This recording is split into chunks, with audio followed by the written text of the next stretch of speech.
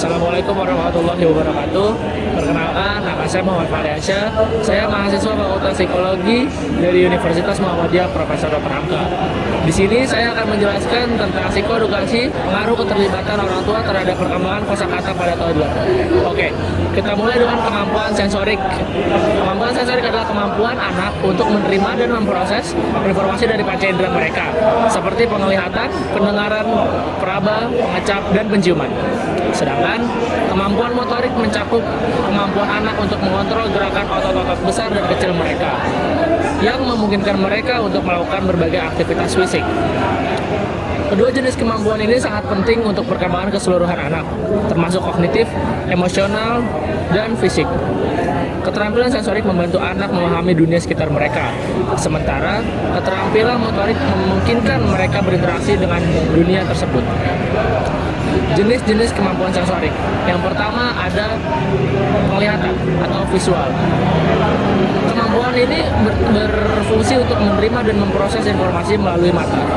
Contohnya seperti mengenali warna, bentuk, ukuran, dan jarak.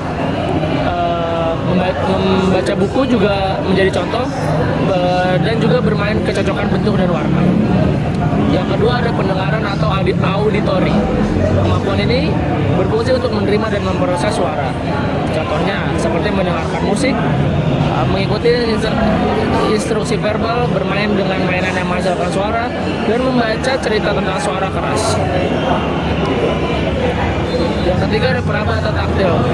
Kemampuan ini berfungsi untuk merasakan melalui sentuhan. Contohnya seperti mengeksplorasi tekstur berbeda, seperti halus, kasar, dan lembut, bermain dengan pasir, tanah liat, atau air. Yang keempat ada pengecap atau gustatori. Kemampuan ini berfungsi untuk merasakan berbagai rasa. Contohnya seperti mencoba berbagai jenis makanan dengan rasa yang berbeda, seperti manis, asin, asam, pahit, atau kegiatan memasak sederhana. Yang kelima dan yang terakhir ada penciuman atau olfaktori. Kemampuan ini berfungsi untuk mengenali dan memproses aroma. Contohnya seperti mengenali bau dari berbagai sumber seperti bunga, rempah, makanan, atau bermain menebak aroma. Selanjutnya kita membahas tentang jenis kemampuan motorik. Kemampuan motorik ada dua. Yang pertama ada motorik kasar. Kemampuan yang melibatkan otot-otot besar pada tubuh untuk menghasilkan gerakan yang lebih luas. Contohnya berjalan, berlari, melompat, memanjat, menendang bola, menari, dan sebagainya. Yang kedua ada motorik halus.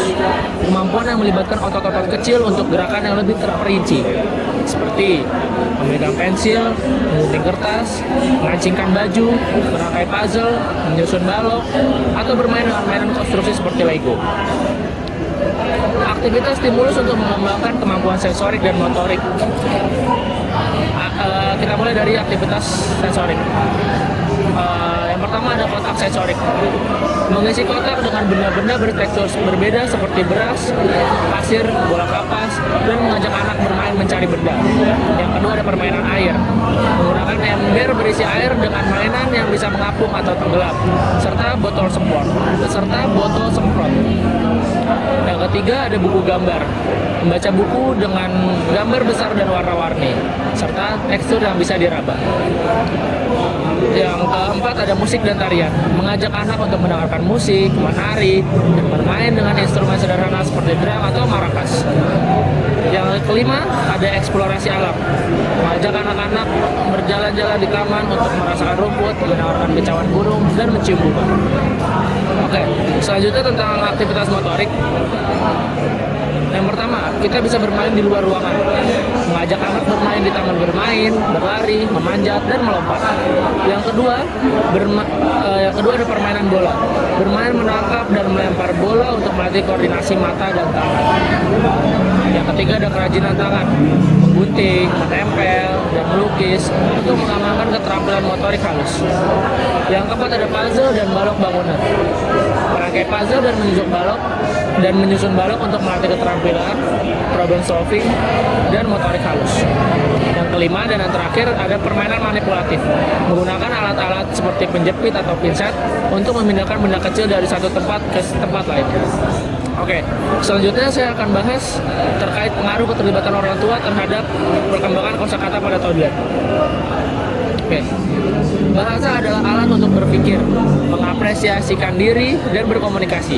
Bahasa merupakan salah satu elemen yang terpenting dalam perkembangan berpikir dalam rangka pembentukan konsep, informasi, dan pemecahan masalah. Hampir tidak mungkin manusia berpikir tanpa menggunakan bahasa, dan melalui bahasa, pikiran manusia dapat ditampilkan. Begitu juga halnya pada anak usia dini. Melalui bahasa, kita dapat memahami komunikasi, pikiran, dan perasaan. Selanjutnya saya akan membahas teori pemerolehan bahasa anak. Yang pertama adalah teori behaviorisme. Pada teori behaviorisme ini, perilaku kebahasaan seseorang diamati langsung, kemudian hubungan antara stimulus dan respon juga diamati langsung. Contohnya, seorang anak mengucapkan kata bilang kali pada maksudnya adalah barangkali. Sudah tentu anak tersebut dikritik oleh orang tuanya atau oleh orang lain yang mendengar ucapan tersebut.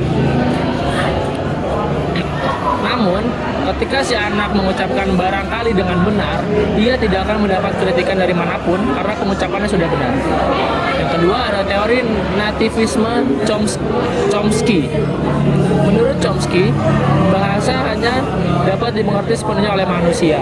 Tidak mungkin hewan dapat mengerti atau menguasai bahasa manusia.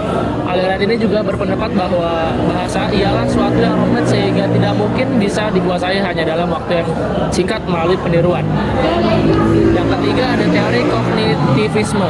Teori kognitivisme dipelopori oleh Jean Piaget tahun 1954. Menurutnya, bahasa ialah salah satu di antara banyak kemampuan yang datang atau berasal dari kematangan kognitif. Yang keempat ada teori interaksionisme. Teori ini beranggapan bahwa memperoleh bahasa adalah hasil hubungan timbal balik antara kemampuan mental pembelajaran dengan lingkungan bahasa. Menurut Howard Gardner tahun 1983, menggambarkan sejak lahir seseorang anak telah dibekali bermacam-macam kecerdasan. Oke, selanjutnya kita akan membahas tentang mekanisme memperoleh bahasa. Ada beberapa cara untuk pemerolehan bahasa ini. Yang pertama ada imitasi. Terjadi ketika seorang anak mencoba menirukan pola bahasa ataupun mencoba menerapkan kosakata yang diserap dari lingkungan sekitar mereka. Misalnya orang tua dan pengasuh anak-anak tersebut. Yang kedua ada pengondisian. Diajukan oleh B.F. Skinner tahun 1930 bahwa pembiasaan dilakukan dengan pengucapan yang dengar anak dan dihubungkan dengan subjek atau peristiwa yang sering terjadi. Kosakata awal yang dimiliki seseorang anak ialah kata benda. Yang ketiga ada kognisi sosial. Seorang anak mendapat pemahaman terhadap kata semantik karena secara kognisi ia memahami tujuan seorang anak memproduksi suatu fenomena melalui mekanisme atensi bersama. Ciri-ciri anak memahami dan mampu menerima bahasa ada 10. Kita bahas satu-satu. Yang pertama ada menirukan kembali urutan kata, urutan angka, latihan pendengaran. Dia biasanya mengikuti kembali kata yang disebutkan oleh orang tuanya. Seperti paling basic adalah dia mengucapkan kata mama atau papa. Yang kedua, mengikuti beberapa perintah sekaligus. Misalkan ketika lagi bermain, dia disuruh mengambil bola oleh orang tuanya dan dia disuruh mengambil bola tersebut dengan berlari. Maka dia akan mengambil bola tersebut dengan berlari. Dia mengikuti dua perintah sekaligus. Yang ketiga, dia dapat menggunakan dan dapat menjawab pertanyaan apa, mengapa, di mana, berapa. Yang keempat, bagaimana dan sebagainya. Yang kelima, menyanyikan beberapa lagu anak. Yang keenam, mengucapkan beberapa sajak sederhana. Yang ketujuh, mengenal kata-kata yang menunjuk posisi. Yang kedelapan, menunjuk, menyebut, dan memperagakan gerakan-gerakan yang sederhana. Misalnya duduk, jongkok, berlari, makan, atau menangis. Yang kesembilan, bercerita tentang kejadian di sekitarnya secara sederhana. Yang ke-10, menjawab pertanyaan tentang cerita pendek yang sudah saya ceritakan dan masih banyak lagi. Perkembangan bahasa merupakan salah satu aspek yang penting dalam perkembangan anak, karena perkembangan bahasa akan berpengaruh terhadap aspek perkembangan lainnya. Kemampuan bahasa akan mampu membangun kemampuan kognitif, sosial, emosional pada anak. Pikiran anak akan tertuang dalam bahasa. Anak yang komunikatif akan mudah diterima dalam lingkungan sosialnya. Belajar bahasa pada usia dini menjadi hal urgent karena akan mempengaruhi perkembangan lainnya. Menurut Owens dalam esai tahun 2002 bahwa anak yang tidak belajar bahasa pada usia dini akan memiliki banyak kesulitan di masa yang akan datang.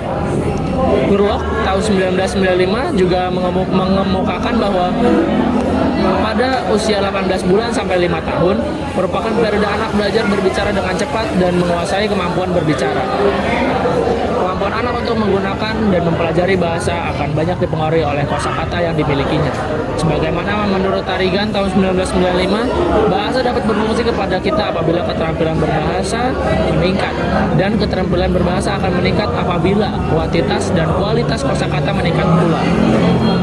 Perkembangan bahasa pada anak tidak serta-merta timbul dengan sendirinya, akan tetapi dibangkitkan dengan menjalin komunikasi verbal dengan lingkungannya. Dukungan orang tua dan lingkungan memiliki pengaruh besar terhadap perkembangan anak. Menurut Yusuf, dikutip dari Nakita tahun 2008, kemampuan berbicara dan bahasa merupakan hasil dari belajar melalui peniruan yang didengar dari orang lain, terutama orang tuanya. Menurut Papalia tahun 2008 menjelaskan bahwa mayoritas bayi sangat menyukai dibacakan cerita. Ada pembacaan dilakukan oleh orang tua atau pengasuh, dan cara membacakan ketika bercerita dapat mempengaruhi seberapa baik anak berbicara dan pada akhirnya seberapa baik anak membaca cerita tersebut. Pendapat ini didukung oleh Jalongo tahun 2007.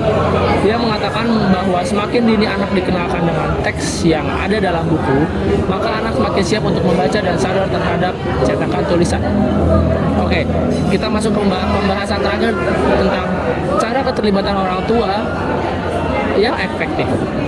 Yang pertama, berbicara secara rutin.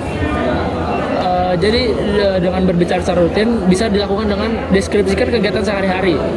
Sebagai contoh, ceritakan apa yang Anda lakukan saat beraktivitas bersama anak. Misalnya saat memasak, Anda bisa mengatakan mama sedang mengiris cabai, bawang, atau tomat. Lalu dengan bertanya dan mendengarkan. Ajukan pertanyaan sesederhana kepada anak dan berikan waktu untuk mereka menjawab, dan dengarkan dengan penuh perhatian dari orang tua. Yang kedua, ada membaca buku bersama. Pilihlah buku bergambar. Buku dengan gambar besar dan warna-warna menarik perhatian anak, memudahkan mereka mengaitkan kata dengan objek. Selanjutnya, interaktif. Ajak anak menunjuk gambar dan sebutkan nama-nama objek di dalam buku. Tanyakan, misalkan, di mana kucingnya berada, dan berikan pujian saat mereka menemukan gambar yang benar. Yang ketiga, menggunakan bahasa yang kaya dan variatif. Perkenalkan kata-kata baru. Sering-seringlah memperkenalkan kata-kata baru dalam percakapan sehari-hari. Gunakan sinonim untuk memperkaya kosakata anak. Misalnya, selain kata besar, gunakan juga kata gigantis. Selanjutnya, perluas kalimat. Saat anak menggunakan kalimat sederhana, perluas dengan menambahkan informasinya. Misalnya, jika anak mengatakan itu bola, Anda bisa menambahkan dengan ya itu bola merah yang besar. Yang keempat, bernyanyi dan bermain dengan kata-kata. Nyanyian dan irama. Lagu anak dan sajak membantu anak mengenali pola bahasa dan memperluas kosakata mereka. Contohnya seperti Twinkle Twinkle Little Star. Selanjutnya, permainan kata. Permainan seperti Aku Lihat atau Simon Say mendorong anak untuk menggunakan dan mengenali kata-kata tersebut.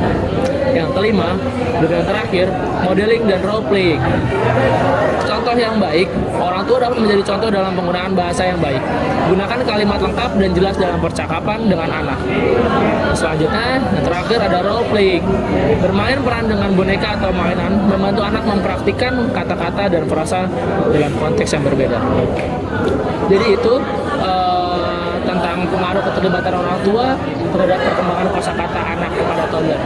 Semoga penjelasan dari saya dapat membantu para orang tua di Indonesia untuk mendampingi anak-anaknya yang masih masih kecil, masih toddler, untuk mendapatkan kosakata yang banyak dan baik di dalam perkembangan anak tersebut.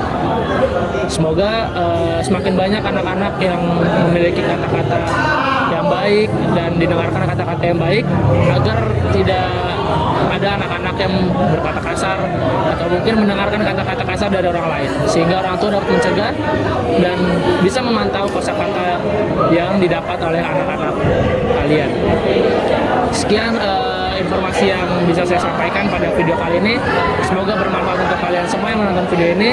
Jika saya ada salah kata atau salah penyampaian, saya mohon dimaafkan. Wassalamualaikum warahmatullahi wabarakatuh.